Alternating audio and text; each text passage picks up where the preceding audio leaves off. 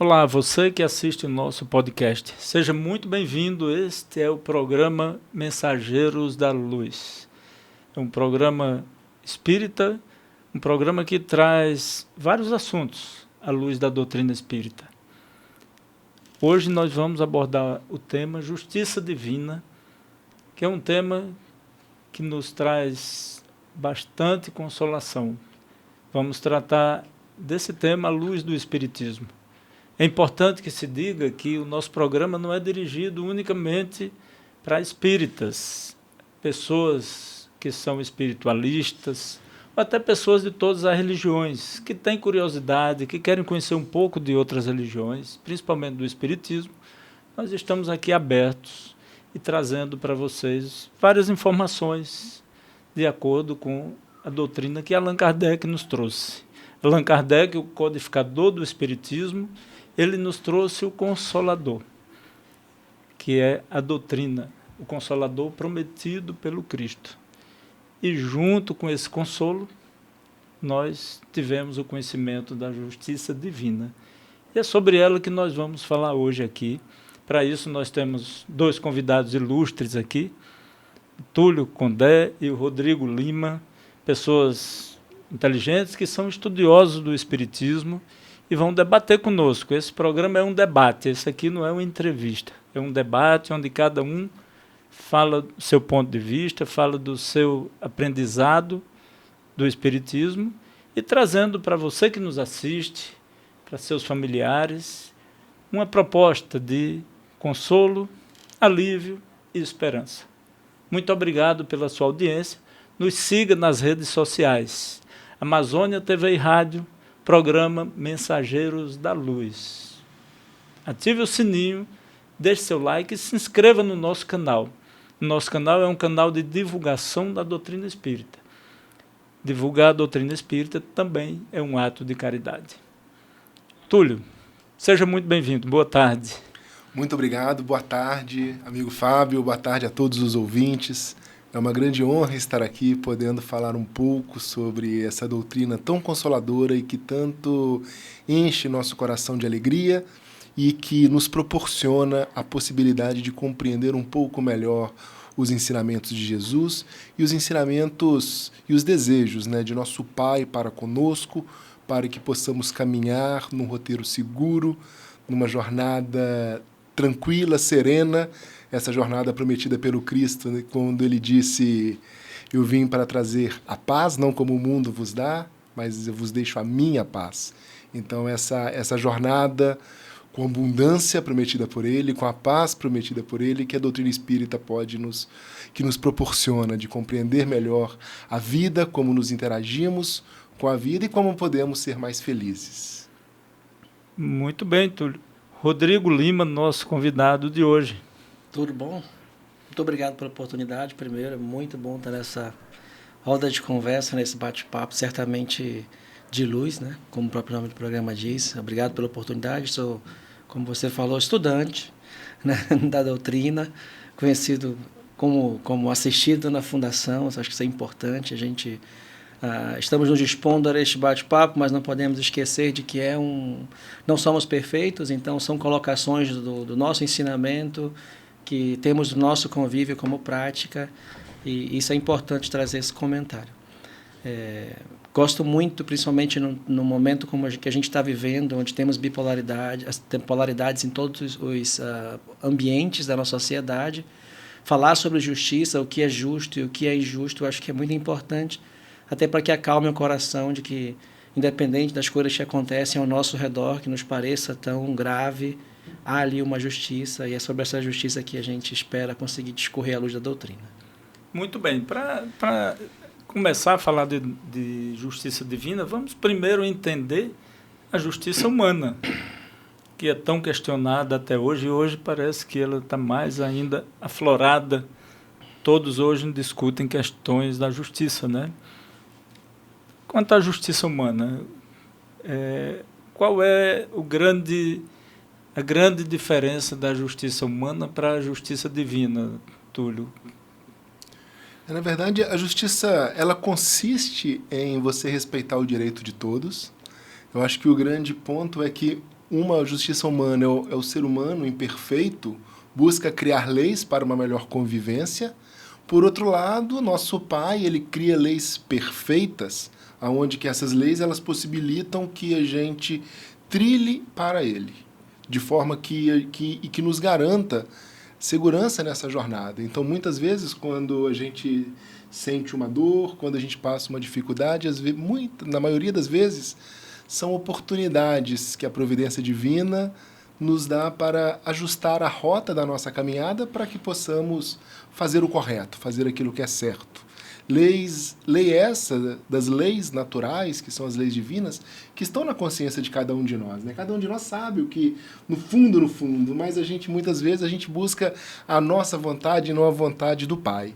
E nessa busca pela nossa vontade vem o egoísmo, vem o orgulho, onde eu acho que eu sou melhor do que o outro, vem o egoísmo, onde eu acho que eu mereço mais do que o outro, e isso me gera infelicidade, para mim e para quem está comigo. Então, acho que... aí. Rodrigo, nós sabemos que as leis humanas, elas são mutáveis, até porque desde o início da civilização que existem várias leis, ela vem mudando aí a cada milênio, há mudanças radicais na lei. Teve a lei de Talião, olho por olho, dente por dente, depois vieram as leis mosaicas e assim por diante. E cada lei que vai mudando, vai se aprimorando, ela vai sendo moldada de acordo com as tradições da sociedade, com a evolução. Houve um tempo realmente que as leis tinham que ser mais duras para até amedrontar as pessoas, fazer uma certa... que essas leis tivessem força de inibir as barbáries que eram cometidas, né? E com a evolução do nosso planeta, com o tempo passando, a sociedade evoluindo, essas leis foram se tornando menos duras. O que é que você diria aí dessa evolução das leis desde o início até agora? Eu acho que a gente percebe a lei humana evoluindo junto com a sociedade. Então, a lei humana ela está muito mais ligada a conter, dentro daquela cultura, daquele povo, uma sociedade, pelo menos, operando com uma... É até complexo dizer o conceito de justiça se você olhar o todo. Quando você tenta fechar ali aquela sociedade, vou dar um exemplo. O que é o conceito de justiça no Brasil, se a gente aplicá-lo, por exemplo, na Coreia do Norte? Né? A gente não pode falar do que a gente discute em termos de lei, como essa lei deveria ser no Brasil, olhando para a Coreia do Norte. A percepção dele de leis para aquela sociedade, para aquela comunidade, é completamente diferente da nossa percepção de leis.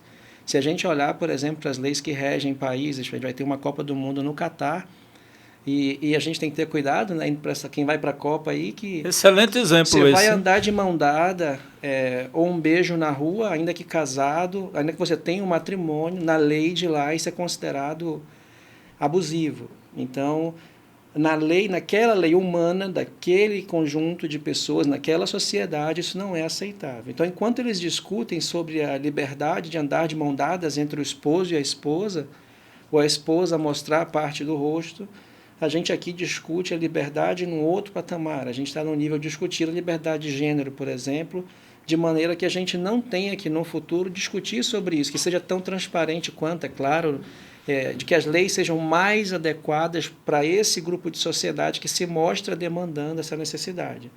Então, essa lei ela vai se adaptando à sociedade conforme a sociedade evolui. Ou não evolui, né? A gente ainda tem barbárie no nosso planeta. Essa é a verdade, a gente não pode esquecer disso, não manter esse pensamento. A lei divina ela não é aplicada a uma pequena sociedade. A lei divina se aplica no planeta como um todo. Independente da sociedade que você vive, das leis que te regem naquele local, existe uma lei divina que, independente de que religião você está seguindo, ela ali se emprega. E se a gente tirar toda a religião do mundo, ainda assim há uma lei.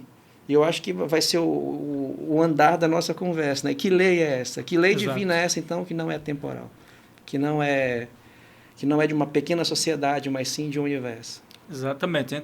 E realmente há até uma controvérsia aí quanto à lei de Talião. Todos acham que era uma lei muito dura, né?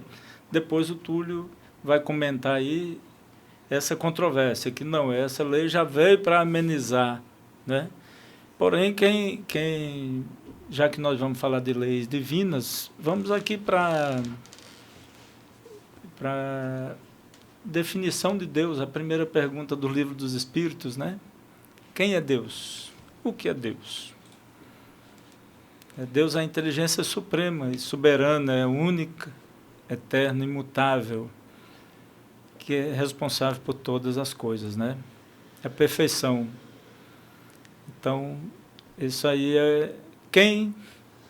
A perfeição, a inteligência suprema não iria fazer leis que não fossem perfeitas, né? Também, né? Ou leis temporais. Exato. Túlio, e quanto à lei de Talião? Essa controvérsia, o que é que você tem a dizer aí?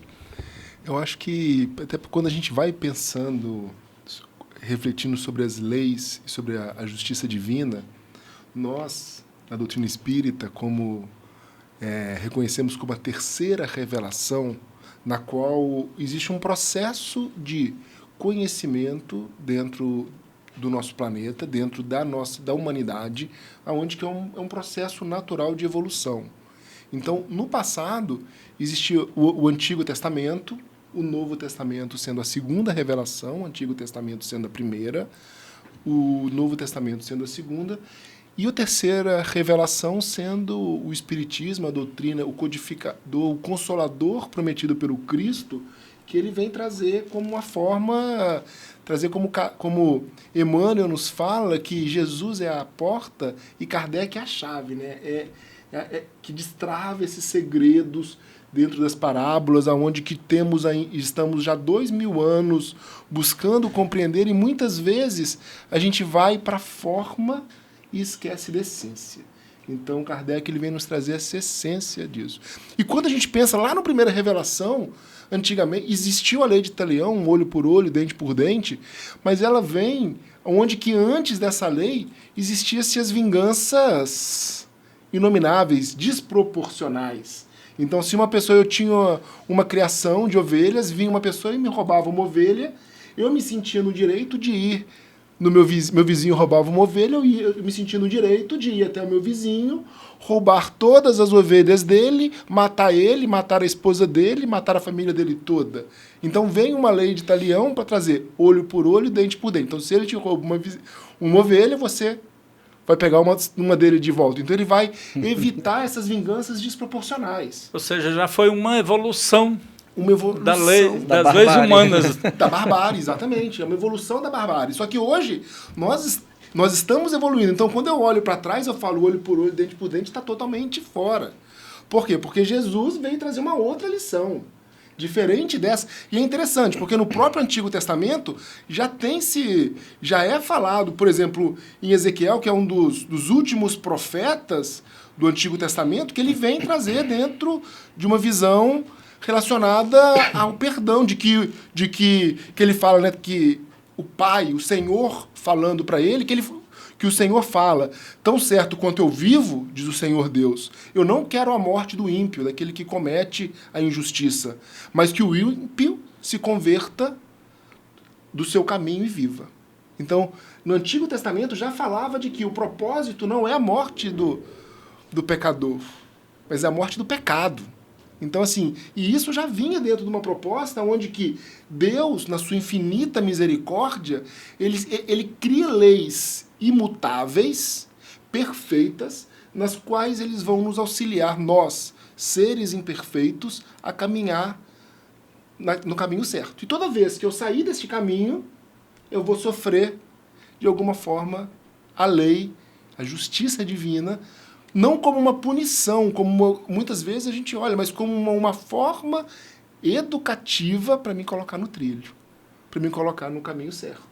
Exato. E essa é a busca que todos nós estamos para encontrar esse caminho certo, né? Que ainda, acho que o Rodrigo foi muito preciso no comentário, como falamos lá na Fundação Allan Kardec, que somos todos assistidos, porque somos todos imperfeitos, estamos aqui, não somos estudiosos, somos estudantes, buscando ainda tatear na sombra, buscando a luz que o Cristo nos trouxe de forma tão clara. E há 2000 anos a gente tem essa busca de compreender, de sair do das formas e buscar a essência, uma essência que traz essa transformação, que traz a vida em abundância, que traz a paz prometida por ele. É isso aí. Não, o Rodrigo foi preciso quando ele substituiu o termo estudioso por estudante. Porque nós somos estudantes, né? Nós estamos Exato. aqui estudando. O estudioso é quando você já se considera conhecedor profundo de algum assunto, né? E também ainda tateando ainda, né? Buscando É aprender. Rodrigo, no livro dos Espíritos, né, a pergunta 873, o sentimento da justiça está na natureza ou é resultado das ideias adquiridas? Isso é muito, como é que eu posso dizer, é muito bom de ser discutido, né? A gente tem na percepção espírita, a gente tem a lei como natural, ou seja, está dentro do indivíduo, né? A gente percebe, é claro, de uma maneira bem lúdica, que você vê, geralmente você conversa com alguém que tem um pet, e a pessoa chega e olha para o pet e fala assim, ele já fez uma besteira, né? Então você vê um animal que se comporta diferente, ainda que irracionalmente, que está acanhado por um erro que cometeu ou com receio da prenda que vai receber, e ele já está acanhado ali, né? E você já percebe aquilo, ele fez alguma coisa, você vai lá e ele realmente aprontou. Não, você chega em casa, o cachorro está com aquela cara de quem aprontou, né? Você chega lá, o sofá está rasgado. Todo. E aí Ou seja, até um ser irracional, né? Até um animal, ele já tem algum lugar na cabeça, na consciência dele, já disse que ele errou, né? E aí a gente tem dois níveis, né, então, de percepção. Uma, é claro que a gente assume dentro do espiritismo que isso é nato, ou seja, temos dentro de nós. Perdemos essa percepção com as ilusões do mundo, ou seja, você deixa de dar atenção a essas leis quando as forças de suas paixões são maiores. É assim que eu percebo. É assim que entendemos dessa lei. Voltando ao exemplo do cachorro, o cachorro, é claro, sofreu alguma repreenda mediante aquele ato, mas se a gente fala que trata-se de um animal não racional, será que ele tem memória para entender que aquele ato leva àquela repreenda? Ou será que ele já sabe que aquilo ali não é algo do seu cotidiano, há algum tipo de associação e etc., né? Então a gente parte do princípio que assim, dessa forma, o ser humano, mesmo aquele que a gente observe agora o elenque como sendo o mais perverso que a gente conheça, dentro dele há a percepção de que é errado. Se você conseguir chegar a uma conversa humana, ele vai dizer que sabe que está errado, mas ele vai detalhar ali N questões, inclusive que nós trazemos quando temos esse tipo de diálogo. Eu tive uma infância difícil, a sociedade em que eu nasci, o meu pai era alcoólatra, minha mãe. Então a gente costuma trazer a nossa responsabilidade, distribuir ela com o ambiente, e daí isso tudo me levou a esquecer as leis que estão dentro de mim, mas sei que está errado. Né? E aí, então, essa lei, a gente diz, primeiro, respondendo claramente, ela é natural e está dentro de nós, como do animal, ali ele sabe o que é o que não é, o que não é certo. A resposta sempre está dentro de si. Se a gente começar a dar ouvido, independente se você tem na mão um Alcorão, uma Bíblia, um Evangelho segundo o Espiritismo, se você der ouvido a esta voz que te diz o que é certo e começa a agir conforme essa voz, essa lei, quando você se sente mal mediante uma ação, ali está a lei divina atuando na prática. Muito bem. Olha, eu estou fazendo algumas perguntas aqui, mas se vocês lembrarem de algum tópico que merece ser destacado aqui, por favor, vocês me interrompam aí. Aqui, como eu falei, é um bate-papo. Estamos aqui, o nosso ouvinte, ele quer entender bem e nós estamos aqui para esclarecer as dúvidas que nós temos aqui, com certeza é a que o ouvinte tem também. Na pergunta 874, sendo a justiça uma lei da natureza, como se explica que os homens entendam de modo tão diferente, considerando um justo e o outro injusto? Esse ponto, né, tem essa referente sobre isso, a gente tem dentro do que os homens, as decisões dos homens, as escolhas vêm permeadas de paixões, das nossas paixões, dos nossos sentimentos que ainda estão muito ligadas com o ego, essa personalidade transitória que a gente apresenta, que nós, como seres imortais que somos, que temos a possibilidade, que eu acho que é um dos grandes presentes de Deus, é a imortalidade de cada um de nós, na possibilidade de que teremos outras oportunidades de nascer, renascer, com a oportunidade de buscar a perfeição. Então, onde todos nós caminhamos para a perfeição, perfeição não absoluta, porque a perfeição absoluta é Deus, mas para perfeição de filho, de criatura, de filho de Deus. E dentro dessa busca, hoje nós estamos, e quando nós paramos para refletir, nós como espíritos imortais, mas que iniciamos uma trajetória na matéria, e espíritos imortais, filhos de Deus, imagem e semelhança, luz pura, mas que inicia uma jornada na matéria, aonde que vai passando desde o início passando pelos reinos mineral, vegetal, animal, aonde que, e a partir desse momento nós vamos trazendo algumas características inatas que hoje constroem a nossa personalidade transitória, o nosso ego, aonde que a gente cria algumas visões diferentes, aonde que o bem, muitas vezes, é o que eu quero para mim. Mas, na verdade, o bem é quando ele é bem para todos. Se eu quero o bem só para mim, ele é mal. E a partir do momento que... E isso está desde do Antigo Testamento, na primeira revelação, na segunda revelação, Jesus nos fala isso tantas vezes, essa importância do amar ao próximo como a vós mesmos. Porque é isso, E a partir do momento que eu consigo ter essa compreensão de que o bem só é bom quando é para todos, me transforma. Mas, a partir do momento que eu tenho uma visão personalista, a justiça vai ser de acordo com a minha vontade. Vai ser para fazer os meus caprichos. Então, acho que... interesse, né? O meu interesse. Então, isso acaba nos impactando dentro de que eu quero para mim. O que me faz feliz. É interessante, num dos livros do André Luiz, ele pergunta para um mestre espiritual que ele estava conversando, o que é o bem?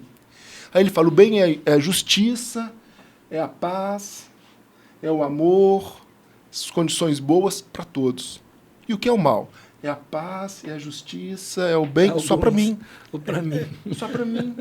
É verdade. E a mesma e nós aí, e é importante quando a gente olha para isso, olhar para nós e falar, como é que eu estou perante isso? Eu estou olhando, da onde que está? Porque a gente é meio inconsciente, né? Jesus, ele nos fala que às vezes a gente vê o cisco no olho do nosso irmão e não vê a trave no nosso. Porque é isso, às vezes a gente olha no outro, ou a psicanálise fala o fenômeno da transferência, né? Eu vejo no outro, me incomoda um monte, mas eu tenho em mim. Então a gente conseguir trazer para nós, conseguir ter essa percepção de nós mesmos, para olhar para nós, é o que faz essa mudança, que proporciona essa mudança, que no fim vai trazer alegria, vai trazer paz. Mas durante o processo traz algum sofrimento, porque é difícil olharmos e nos percebermos doentes, imperfeitos, e ainda com tanta coisa para melhorar. Mas faz parte de um processo. Tem uma frase, não sei se quem falou foi o Rossandro ou foi o Haroldo Dutra, que fala o seguinte, todos nós temos a receita perfeita para educar o filho dos outros. Porém, essa receita não serve para nós mesmos. Exatamente. E o que é interessante é essa clareza de saber o que é certo, o que é errado, independente de lei ou de justiça. Se você abandonar qualquer tipo de lei ou de justiça, que seja humana, que seja divina, você toma decisões com base no próprio conhecimento. Então, por exemplo, decidi ir para o bar hoje só beber quando não lembrar mais de nada. Só parar de beber quando não lembrar mais de nada. Uma decisão própria, uma escolha, a pessoa decide fazer e faz. Vamos chamar isso de paixão. Ao decidir ir, ou no dia seguinte, ela sente o arrependimento, o sofrimento e tudo mais, fruto do que passou, do que viveu e etc. Mas isso nem sempre é suficiente para que ela não tome essa decisão de novo. Não é? Então, ela não tem essa força. Da mesma forma que vem todo esse arrependimento e etc., isso acontece em todas as áreas da vida. E não necessariamente é só pela vergonha ou pela culpa. Às vezes não houve vergonha nenhuma, é simplesmente uma culpa interna. Você sente de alguma forma muito íntima que não deveria fazer aquilo. Né? Isso fica, como eu posso dizer assim, acaba ficando meio que... É uma ressaca moral. Uma ressaca moral, eu diria assim. E por qualquer evento, né? Por qualquer fato. Isso aí amplia um pouco esse exemplo dessa percepção da lei natural. Na pergunta 875, como se pode definir a justiça, a resposta é: a justiça consiste em cada um respeitar os direitos dos demais. Imagine se nosso mundo fosse assim hoje, como seria, né? Nós estaríamos muito mais evoluídos e com certeza mais felizes, né? Aí, o que é que determina esses direitos? Aí vem duas coisas: a lei humana e a lei natural, que é a lei de Deus, a lei natural, né? Se resume... Pode falar, Túlio, por favor. Não, pode falar. E é interessante quando a gente para pensar nisso, no que você está... Assim, o Espiritismo, ele propõe a transformação da humanidade. Mas a transformação da humanidade, ela se dá com a transformação do indivíduo.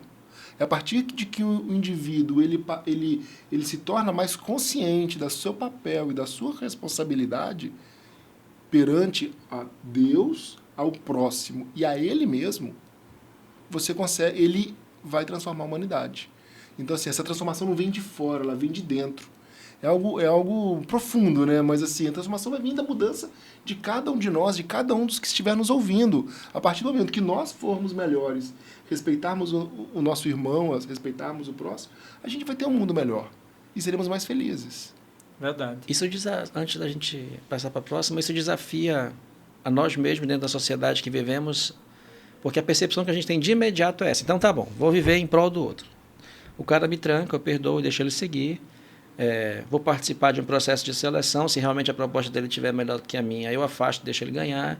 E você se sente um besta nesse mundo, né? A questão é com o que você está realmente comparando as suas vitórias morais. Porque se a gente comparar nossas vitórias morais, né, dentro da nossa sociedade, a gente acaba por não achar justo, não fazer valer, ou não achar que essas leis valem de verdade. Então, por exemplo, tem uma vaga mais próxima, ela é para um idoso, e você não para na vaga do idoso. Vem outra pessoa e para. Né? Você sabe da lei humana, que proíbe de parar naquela vaga, você tem a lei moral em si, mas se você ainda sente aquela angústia de estar sendo enganado, essa é a percepção que a gente tem que ter muito cuidado, porque é ela Sim. que vai nos levar a agir como os demais. Bem lembrado, Rodrigo. É a mesma coisa de você dar uma esmola e depois sair dizendo: acho que aquele cara me enganou, ele não estava precisando daquilo não. E ficar remoendo. Amanhã aquilo, ele vai né? estar aí de novo, vou perguntar. Já aconteceu comigo, já aconteceu, eu digo: rapaz, esse cara não estava precisando, ele me aplicou um golpe. Né? Mas aí, com o passar do tempo, né, a gente vai estudando a doutrina espírita, isso não é um privilégio dos espíritas e de quem estuda a doutrina. É um amadurecimento da nossa alma. Seja qual religião for a sua, as pessoas amadurecem, o espírito amadurece, e a gente passa a enxergar isso como um defeito em nós. Então, a partir do momento que você enxerga o defeito em si próprio, como o Túlio falou, que a gente não enxerga o cisco no nosso olho, aliás, a gente enxerga o cisco no olho do vizinho, do próximo, e não enxerga a trave no nosso olho. Então, porém, a partir do momento que você começa a observar que você está tendo pensamentos errados, atitudes erradas, quando você começa a se autocriticar, já é um bom sinal. O primeiro passo para você se corrigir é você se conscientizar que está errado. Não é isso, Túlio? Tem uma história que corrobora com o que o Túlio falou. Acho que é do Chico essa história. Ele vai com um amigo conversando na rua e um pedinte alcoolizado para e pede dinheiro para comprar alguma coisa para comer. E ele dá o dinheiro para a pessoa e o pedinte se afasta e o amigo vira: Chico, tu acabaste de contribuir com o alcoolismo dele. Tu não sabes, tu não sentiste o cheiro, ele vai comprar bebida. Ele disse: não. Ele me pediu dinheiro para comprar comida. Eu dei a ele o dinheiro para comprar comida. Se ele vai comprar álcool, isso é a opção dele. Eu fiz a minha parte. E o problema é dele. Exato. Então, assim, é quando eu deixo com que as leis morais que já me tocam surtam efeito sobre mim e eu, com essa esperança que o Túlio falou, comece a ser menos um, digamos assim, atrapalhando a sociedade.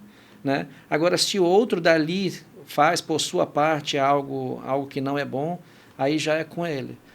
Tem outras histórias do Chico bem acerca disso, mas a gente pode contar. Não, tem uma, eu só vou contar uma, você falou no Chico Xavier também. Dos nossos grandes pecados é a maledicência, né? E o Chico, quem diria, um espírito de escola como o Chico, se pegou numa dessa. Ele conta que ele começou a conversar com o irmão dele. Eles estavam indo para umas cavernas que tem lá em Minas, lá na terra do Túlio, né? Eu esqueço o nome, Túlio, você deve conhecer melhor. E quando eles estavam no caminho, eles iam buscar uma planta lá para fazer um chá. E eles iam falando, mas rapaz, o fulano de tal, não sei porque existe uma pessoa daquela, o cara não está nem aí, o cara não serve para nada. E começaram a ser maledicentes, falando, criticando uma pessoa, duas, três. Não, o fulano também, aquilo ali é um inútil, é um inerte, aquilo ali não sei por que está no mundo, né? E o Chico levou um cachorro dele para passear. Ele tinha um cachorro e levaram o cachorro. Ele fala até o nome do cachorro, salvo engano era Lorde o nome do cachorro. E ele levando o cachorro na coleira. Chegaram, entraram na gruta e andaram bastante, andaram, encontraram a planta. Quando foram sair, rodaram, erraram o caminho e ficaram presos. E agora? Nós não temos como sair mais. Vamos ficar presos aqui a noite toda, com fome, sede. Vamos ficar com frio, que é uma região fria, de serra. Aí o Chico fez uma prece. Aí a mãe dele chegou para ele e falou, Chico, solte o Lorde, que ele leva vocês para casa. Ele sabe o caminho. Ele soltou o cachorro foi embora, tirou eles de dentro da gruta. Ou seja, a grande lição, aí depois ela puxou a orelha dele, a grande lição é essa, não existe ninguém inútil.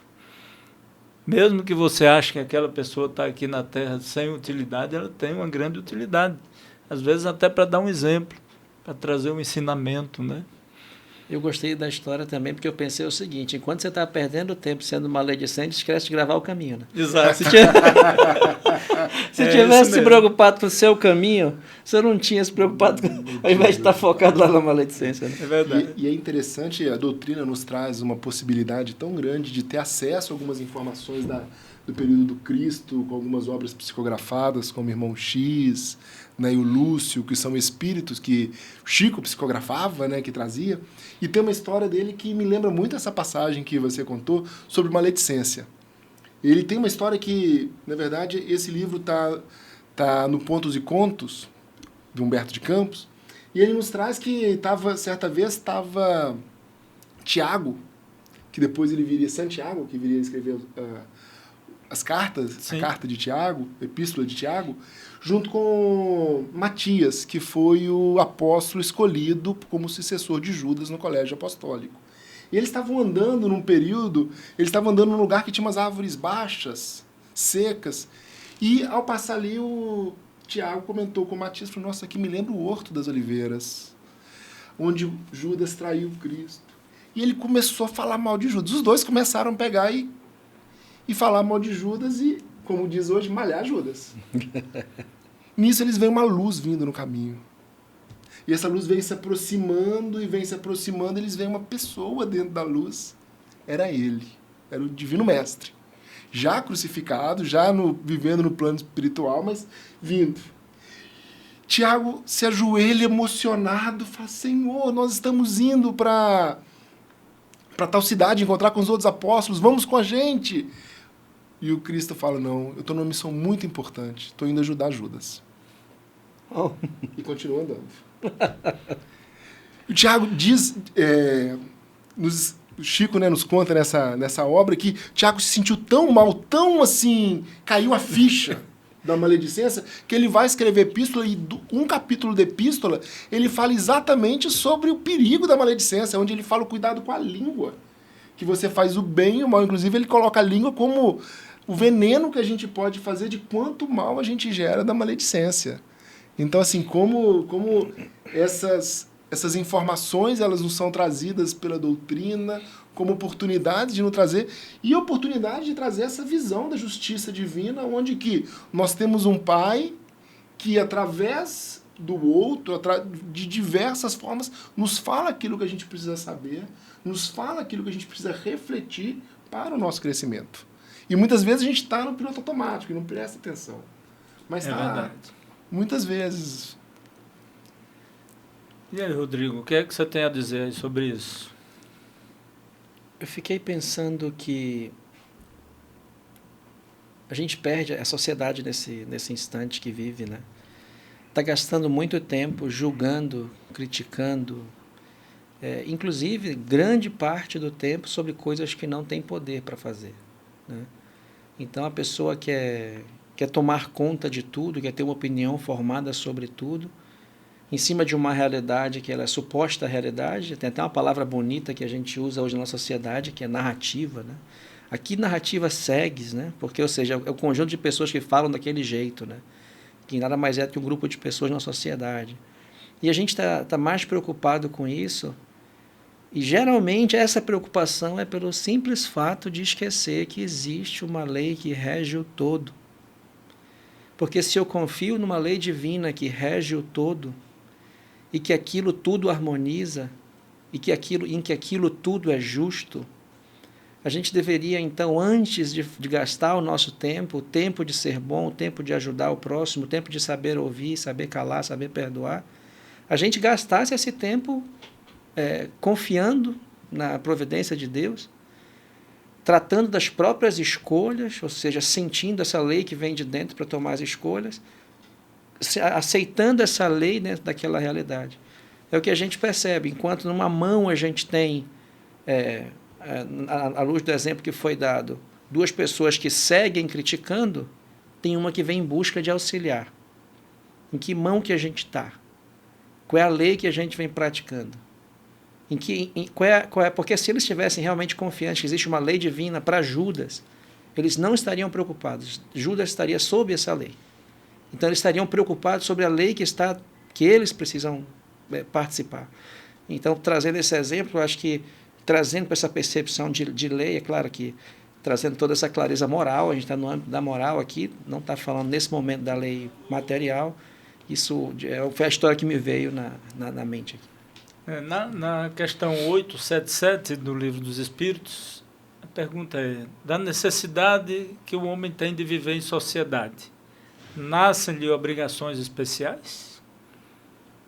Ou seja, ele passa a seguir, ele é obrigado a seguir algumas leis pelo fato de ele estar em sociedade? Ou se ele se isolar, ele não precisa seguir lei nenhuma? Como é que é isso aí, na opinião de vocês? Vai, Túlio, quer ir primeiro? Pode ser. Vai. Então, a vida social, ela traz direitos e deveres ao conviver com o outro. A gente tem onde que o meu direito vai até onde eu vou impactar a vida do outro, onde eu vou ir tendo que respeitar esses direitos dentro dos nossos semelhantes. Mas acho que, e a lei, a gente tem algo além, né? Porque assim, eu acho que a grande proposta da lei divina, quando a gente passa para refletir ela de uma forma mais profunda, é que somos todos irmãos. Se Deus é o Pai, somos irmãos. Então, a partir do momento que eu estou preocupado, não mais em fazer o mal, mas eu estou preocupado em fazer o bem para o outro, transformar a vida do outro melhor, se todos nós estivéssemos assim, a gente teria uma sociedade totalmente diferente. Então, assim, da onde que a alegria que eu posso proporcionar para o outro, que é a lição do Mestre Jesus, onde ele fala: amai ao próximo, fazei ao outro que você gostaria que eu fizesse, que fizessem a você. E por fim, né, onde ele traz o mandamento máximo: amai-vos como eu vos amei, que é um amor que ainda para nós é muito difícil de compreender o tamanho da extensão do amor que ele consegue ter. Mas nós ainda dentro das nossas imperfeições, cada vez mais que a gente conseguir compreender um pouco melhor isso e amar o outro, a gente está falando de uma transformação na sociedade. Que essa transformação na sociedade, e isso gera impacto total na nossa vida. Dentro da doutrina espírita, acho que é muito importante a gente ressaltar que existem 5 obras básicas, né, que é o Pentateuco Espírita, onde que começa com o Livro dos Espíritos, depois tem o Evangelho segundo o Espiritismo, tem Céu e Inferno, o Livro dos Médiuns e a Gênese. E uma dessas obras, né, O Céu e o Inferno, ele também é conhecido como a justiça divina segundo o Espiritismo. E ele nos traz vários pontos, além de nos trazer o Código Penal da Vida Futura, que é o que vai acontecer com a gente toda vez que a gente fizer o mal ou o bem, ele traz exemplos. Ele traz exemplos de pessoas que foram contra a lei, e ir contra a lei é ir contra o irmão, e todos aqueles que foram alinhados com a lei, que é o quê? Fazer o bem ao próximo. E, naturalmente, aqui todo aquele que fez o mal, ele recebeu de volta numa lei clara, divina de Deus, que a lei de ação e reação ele fez o mal, ele recebeu esse mal de volta. Ao mesmo tempo que, e isso muitas vezes nos prendemos, quando pensamos em justiça, a gente prende no mal. Mas a gente tem que lembrar do bem. Porque toda vez que eu faço o bem, eu tenho o bem de volta. Então, muitas vezes, a gente baliza a lei olhando para não fazer o mal. Mas a gente tem que lembrar da lei também fazendo o bem. Porque aí também já é uma outra visão diferente, que quebra um pouco os paradigmas e nos leva para uma outra forma de enxergar essa lei divina, onde que tudo bem que eu faço, eu vou receber de volta. Eu não sei se vocês alguma vez já foram questionados. Eu já fui. Algumas pessoas, inclusive parentes, né, pelo fato de saberem que eu sou espírita, chega para mim e pergunta: por que fulano nunca fez mal a ninguém? Uma criança, às vezes, nunca fez mal a ninguém e está cometido de tal doença, de tal, vive sofrendo. O outro que não é doença, mas tudo dá errado na vida dele, né? Onde é que está a justiça nisso? Cadê a justiça de Deus? Nós que eu digo fui criado no catolicismo. Também. E fiz catecismo, né? Estudei em colégio salesiano, assistia missa 2, 3 vezes por semana. E a imagem que a gente tinha de Deus, né? Tem até na minha terra, lá no interior de Pernambuco, o pessoal usa muito: não, eu só tenho medo dos castigos de Deus. Pessoal, eu só temo os castigos de Deus, né? Então, quando você tem aquela primeira ideia de Deus, de como um Deus vingativo, um Deus justiceiro, que vai punir com severidade aquele que desobedecer à lei, você começa a enxergar um Deus diferente do que é realmente, né? O que é que você tem a dizer aí, Túlio? Alguma vez já te questionaram aí quanto a Deus ser justo ou não? Na verdade, eu me tornei espírita por causa disso.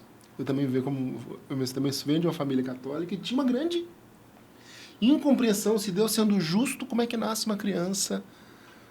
E isso foi para mim, assim, eu lembro, assim, foi o que me fez tornar espírita. Como é que, se Deus sendo justo, como é que nasce uma criança sem um braço, nasce uma criança com hidrocefalia, nasce uma criança que, se começou ali a sua jornada, se ela não fez nada, e ficava entre os mistérios da fé. E hoje, e quando eu conheci a doutrina e consegui compreender que existia uma vida anterior, e esse sofrimento que vem nessa vida, o que não tem causa nessa vida, é explicado por uma vida anterior. E hoje nós compreendemos que isso é uma escolha do Espírito para o crescimento e não mais como um castigo divino. Inclusive, no início, quando eu me tornei espírita, eu entendi a lei de ação e reação como um castigo. Também como um pouco do olho por olho. Não, eu fiz o mal, eu vou receber o mal. Eu corto um braço de um irmão numa encarnação e posso nascer numa outra sem um braço. Mas a partir do momento que a gente consegue aprofundar na compreensão de que eu escolho, antes de nascer, eu escolho vivenciar essa falta que eu cometi, para que ela possa ficar profundamente marcado no meu espírito, para que eu não cometa ela novamente, é uma outra visão. E mais do que isso, a gente começa a ver que a justiça divina não é punitiva, mas é educativa. Uma justiça educativa onde que ela vem para trazer a luz dentro de cada um de nós. E essa luz, ela vem, a gente vai ter o sofrimento, mas como uma forma, por quê? Porque eu causei o sofrimento para me aprender, como uma forma de aprender. E a partir do momento que eu aprender, o sofrimento é cessado.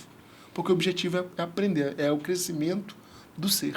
É isso aí. Você que assiste o nosso podcast, estamos caminhando para o último quarto de hora de nosso podcast, de nosso bate-papo, na verdade, aqui falando sobre lei divina à luz do Espiritismo. Nosso programa é o Mensageiros da Luz. Nos siga nas redes sociais. Amazônia TV e Rádio, deixe seu like, ative o sininho para ser avisado sempre que tiver um bate-papo envolvente, explorando um tema importante como a justiça divina. E levando para esse lado, Túlio, você abordou aí o livro Céu e Inferno, né? Porque, para quem não é espírita e está nos assistindo, imagine a quina do dominó, aquele ponto no meio e os quatro pontinhos do lado. Então, o primeiro livro que deu origem a todos eles foi o livro dos Espíritos, ele está no meio ali. Dali derivou a questão moral para o Evangelho segundo o Espiritismo, que foi o segundo, não é isso, Túlio? Em seguida veio o livro dos Médiuns, que é o terceiro, é a parte mediúnica extraída do livro dos Espíritos, o livro dos Médiuns. Em seguida veio o Céu e o Inferno, que é a parte que revela, que consta também no livro dos Espíritos, mas que se aprofunda nas penalidades, A justiça divina. na justiça divina, que é isso que nós estamos discutindo aqui. E o quinto e o último pontinho da quina é a Gênese, que é onde os espíritos respondem às perguntas de Kardec, falando exatamente da criação do mundo, da criação do nosso planeta e da estrutura espiritual que nos cerca aqui. Não é isso, meus amigos? E falando, você abordou esse tema aí do céu e inferno, né? É muito interessante.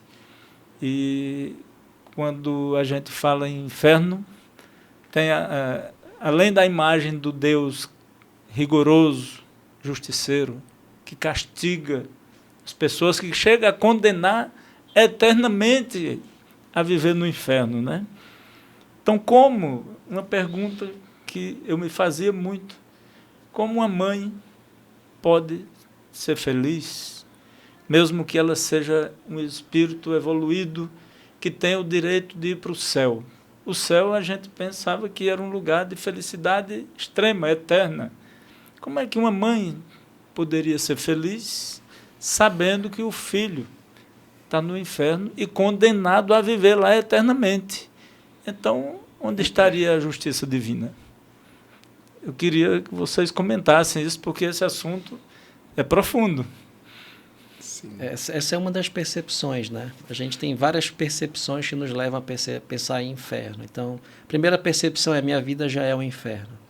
Né? A gente tem a pessoa que está tão focada no âmbito material e no que ela vive, e por não ter esse conhecimento, que eu acho que é onde o consolo vem, né, da doutrina, dessa lei de ação e reação. Então, eu posso estar passando por uma expiação, ou seja, algo que eu fiz, eu vivo para ter esse aprendizado, ou então algo que eu escolhi viver para ter isso como prova. Como eu não tenho esse conhecimento que vem na revelação que a gente acredita no Espiritismo, trouxe essa visão que conforta, que consola.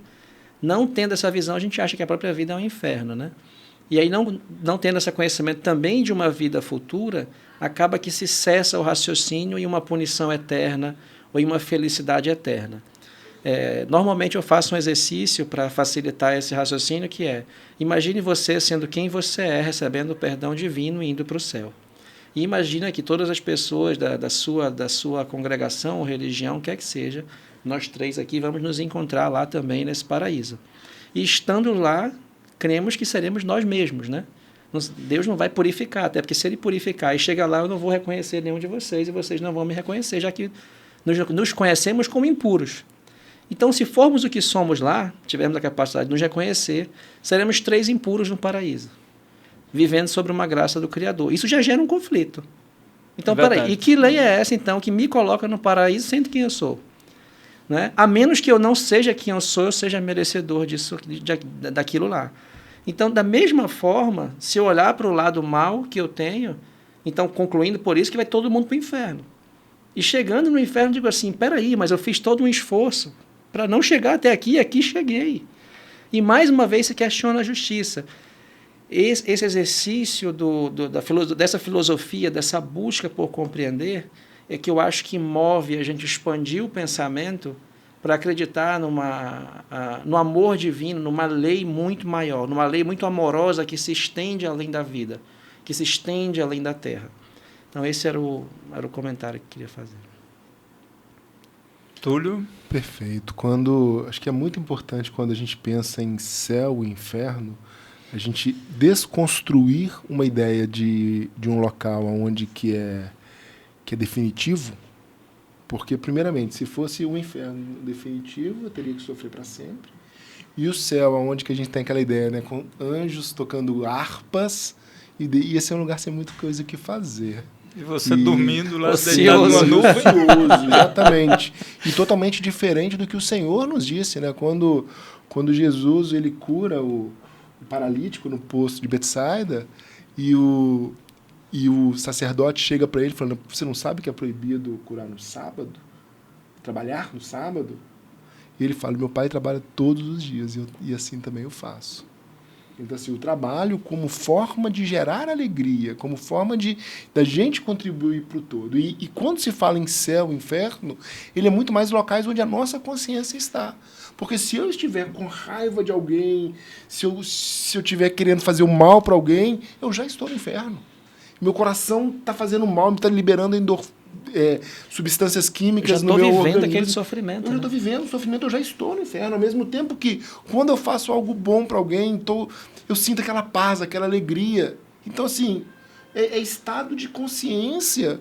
E claro que quando nós desencarnamos, quando nós terminamos a nossa vida aqui, a gente em algum momento nós vamos ser cobrados pela nossa consciência daquilo que a gente fez. Presta conta da tua administração, presta conta do que você fez. E essa prestação de conta, ela vai nos levar dependendo daquilo que a gente fez, de acordo com o que a gente perceba, para um local onde vai nos dar alegria ou vai nos dar tristeza.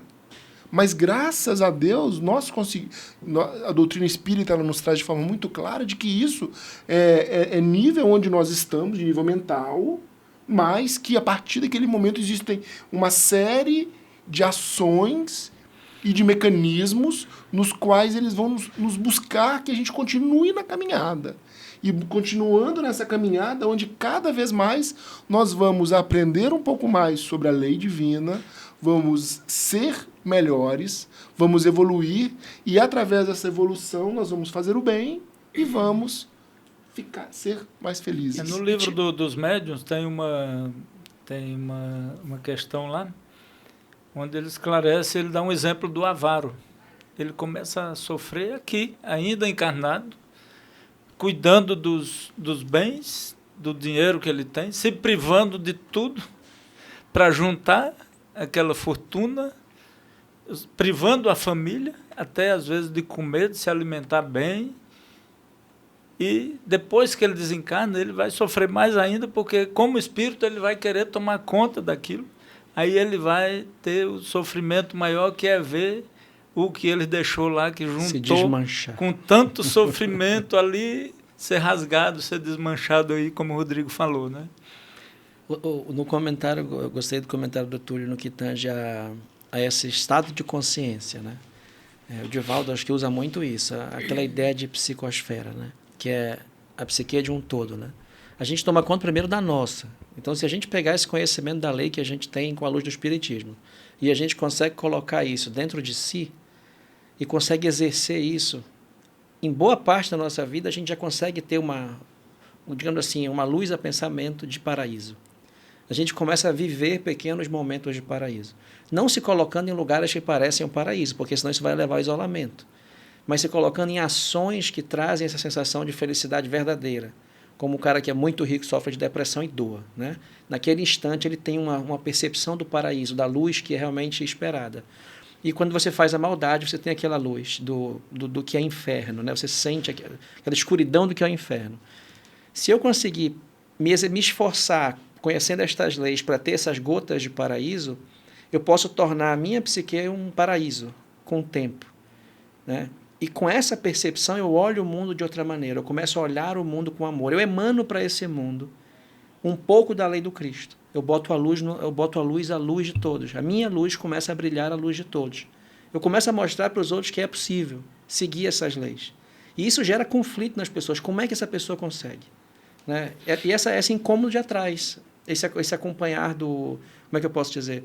Eu acho que se ele consegue, eu também consigo. E isso leva a gente para uma psicosfera de luz.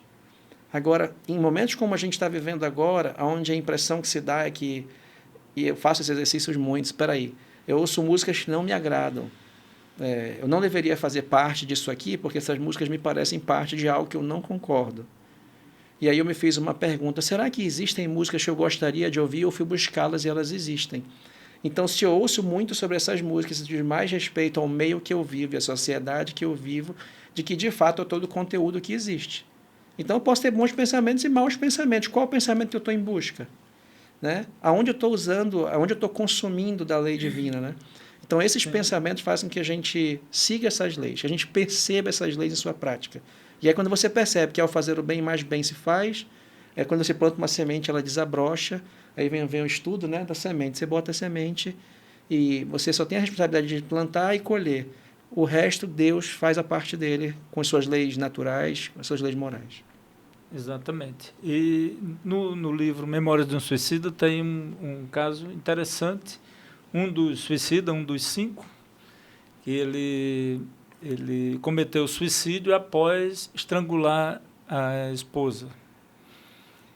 E ele foi para o Vale dos Suicidas, sofreu demais e depois foi recolhido quando ele já estava pedindo misericórdia, arrependeu-se demais, ele foi recolhido para o Instituto Maria de Nazaré, onde ficou em tratamento no hospital. E após o tratamento inicial ali, os suicidas começam a estudar e a planejar a sua reencarnação, né? Com um corpo diferente, claro que ele tem que vir com algumas... Com a devida expiação, com a devida expiação, exatamente, bem observado, Rodrigo. E ele, antes sequer de começar a projetar o novo corpo dele, o que ele iria reencarnar aqui, porque aquilo começa a ser desenhado no perispírito, né? Na hora que ele toma forma humana, o perispírito se imprime na forma. Então ele dizia para os amigos lá que ele já não conseguia sentir as mãos dele, que ele se arrependia muito, que ele não achava que aquelas mãos faziam mal a ele, que foram as mãos que ele estrangulou a mulher dele, né? Então, ou seja, não é Deus que pune, é a nossa consciência, né? Já não nos sentimos dignos de ter, nesse caso dele, de ter as mãos, já que ele as usava de mal maneira, né? Exatamente. Talvez ainda até com aquele pensamento de que se esse olho te faz mal, arranca, né? Exatamente. Talvez ele imprima isso no próprio perispírito, então que eu não tenha mãos, né? Exatamente. Porque talvez eu vá sucumbir. Isso é uma realidade. Eu acho que... eu já conversei isso com a minha irmã. A gente acaba sendo hipócrita, se sentindo hipócrita, né? Porque você começa a evitar lugares que podem te levar a um pensamento ruim ou algo.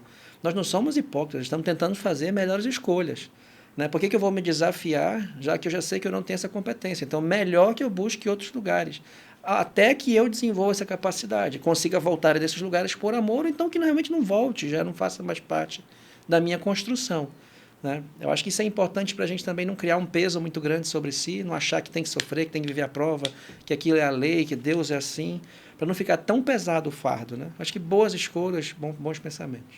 Muito bem, nós estamos chegando ao final do nosso podcast e eu quero deixar a palavra com vocês aí. Cada um tem 1 minuto, 1 minuto e meio, 2, para deixar a sua mensagem final sobre a justiça divina, levar para o nosso ouvinte que nos vê agora nesse podcast uma mensagem de conforto e dizer que a doutrina, a justiça divina, ela não só vem para nos castigar. Pelo contrário, ela vem para trazer a luz. Perfeito. Então, acho que eu posso começar falando aqui, trazendo uma frase que está num livro que chama Viajor, onde Viajor é Jesus quando, no Evangelho Gnóstico de Tomé, eles são vários légions, e um deles é sedes transeuntes. caminhantes. Estamos todos caminhando, estamos todos sem bagagem aqui. Às vezes a gente traz, como você citou, as dores do avarento. E assim, o grande sofrimento é, como diria Buda, né? A causa do sofrimento é a falsa sensação de posse. Que a gente acha que a gente tem as coisas e, na verdade, a gente não tem nada. A gente tem aquilo que a gente faz para o outro. A gente tem aqueles valores morais que a gente conquista durante essa jornada na vida, porque a gente inicia sem nada e vai retornar também sem nada material. Mas tudo moral que a gente conquista, a gente leva. Então, esse livro Viajor, na qual ele faz esse convite de viajantes. Estamos aqui numa viagem, como transeuntes, caminhando rumo ao Pai, caminhando rumo à perfeição, caminhando rumo a uma versão melhor de nós, mas caminhando. E ele traz uma frase, onde ele traz uma reflexão, onde que ele fala que o amor é a lei universal, mas a justiça, ela nos segue serena e inexorável, para que todos tenhamos no caminho o justo pagamento de nossas próprias obras. Então, e muitas vezes esse pagamento a gente vê como o pagamento do sofrimento, mas não. O pagamento da alegria, o pagamento da transformação disso. A justiça, ela vem nos trazer alegria se a gente distribuir alegria. Então, assim, essa característica, né, de que a justiça e o amor, acima da justiça existe o amor. Por mais que o amor de Deus por todas as criaturas. Isso é lei divina. Acima da lei da justiça existe a lei do amor. Então, assim, o amor ele vai estar sempre buscando e nos encaminhando. E é essa lei divina, essa lei, o amor, que é o que nos busca cada vez mais, inclusive o próprio sofrimento, como consequência dessa lei, para que a gente possa conseguir caminhar, aprender a amar e ser pessoas melhores. Então, assim, nós todos estamos aqui como caminhantes, todos estamos aqui aprendendo e todos estamos aqui com oportunidades de aprender a amar, de crescer em amor. Muito bem, Perfeito. Rodrigo. Eu vou trazer para o cunho prático. Às vezes nos criticamos o tempo todo e perdemos tempo de praticar a caridade. Ela está ali aguardando, o bem está ali aguardando, mas a gente gasta muito tempo se criticando, imaginando o que a lei nos guarda, né? Qual é a expiação que vem por tudo que eu fiz ontem, né? E esqueço de pensar em tudo que eu posso fazer agora. Tem uma pessoa, às vezes, do meu lado precisando de ajuda, mas eu estou perdendo tempo me preocupando com o que vai acontecer pelos males que eu fiz até aqui. E se dê o perdão. Se você for capaz de se dar o perdão e não contar quantas vezes errou, mas tentar angariar próximas vitórias, imediatamente após. Se você buscar essas vitórias, a gente pode até chamar isso de batismo. Se você se perdoou e você nasceu de novo naquele instante como alguém que quer voltar a lutar pelo bem, você já angaria para si, digamos assim, frutos melhores para o futuro. Essa é a primeira abordagem. E a segunda abordagem dentro desse contexto eu falei da pessoa por si, né? Dentro de um contexto maior é gastar menos tempo imaginando de alguma forma que você pode atingir pessoas a mudar a sociedade, seja no âmbito das suas convicções, seja no âmbito dos seus desejos, seja no âmbito da sua verdade. Se você gastar um pouco mais de tempo auxiliando pessoas que realmente têm necessidades e confiando na lei divina, porque essa é a proposta. Confia na lei de Deus. Confia na lei que rege a tua vida. Faz o bem. Confia no amor. Aceita o perdão. Aceita que o mal que já fizeste, de alguma forma, com amor, talvez tu consiga pagar. Então, segue no amor. Essa é a proposta. E confia que toda a sociedade ou as demais pessoas serão tocadas de igual forma em algum momento. Porque senão você se frustra. A gente se sente na obrigação de passar uma mensagem de amor para 500 pessoas no WhatsApp que não vão ler. Pelo contrário, vão trazer uma energia negativa a você, ao amanhecer dizendo assim, Deus, para que me manda essa mensagem? Eu não vou ler, eu não vou ouvir. E a gente acha que está fazendo bem à sociedade e esquece de si. E às vezes vai um pouco além, né? Se a pessoa não vê ou não comentar, você acha que ela não recebeu, você se magoa e entra num ciclo de que confia na lei de Deus, todo mundo está sendo tocado tanto quanto você. Então, busca essa lei na tua vida primeiro, olha ao teu redor, às vezes tem uma mãe, um pai, um irmão, um parente que está ali precisando de você, se perdoe, se ache digno de ajudar, confia nessa lei, confia que a nossa sociedade sempre vai estar à luz do divino, à luz do sagrado, à luz de Deus, e o que vier é melhor, ainda que nessa encarnação eu não perceba, ou talvez nas próximas gerações a gente não perceba, mas um dia a gente vai olhar para trás e olhar e entender assim, compreendo. Esse olho por olho, dente por dente, havia assim uma sabedoria divina. E hoje é luz para mim. Talvez o que a gente viva hoje, um dia a gente vai olhar para trás e dizer aquilo era talião também. Mas hoje eu compreendo a necessidade daquilo para aquela sociedade. Confia em Deus e segue. Isso é fidelidade. E aí que fim do meu comentário. Muito bem, a lei de talião ela está em voga até hoje, né? Oh. Porém, só quem pode fazer uso dela é Deus. E ele faz, só que ele sabe dar a dosimetria perfeita. Se aquele espírito não tem, não tem condições de pagar aquela dívida, aquela pena que ele precisa pagar numa encarnação só, essa dívida ela será distribuída em várias encarnações. E aí é mais uma prova da bondade de Deus, né? Para você que nos assiste, muito obrigado pela sua audiência. Hoje tivemos a presença aqui dos amigos Rodrigo Lima, Túlio Condé, e dessa mesma forma de conduzir com esse bate-papo. Isso aqui não é uma entrevista, isso é um bate-papo descontraído, porém trazendo mensagens muito importantes que estão contidas na doutrina espírita, para você que é espírita e para você que também não é espírita. Então nos siga nas redes sociais, deixe seu like, ative o sininho para ser avisado sempre que tiver uma nova entrevista ou um novo bate-papo como esse aqui. Muito obrigado a você, ouvinte, você, meu amigo e minha amiga que nos acompanha. Muito obrigado, Rodrigo, muito obrigado, Túlio. Sejam sempre muito bem-vindos aqui. Olha, eu confesso que vocês hoje me deram uma aula. Aprendi muito com vocês aqui. Muito obrigado. Obrigado a você. E a justiça de Deus não vem sem o apoio da misericórdia. Confiemos nela. Que assim é seja. verdade.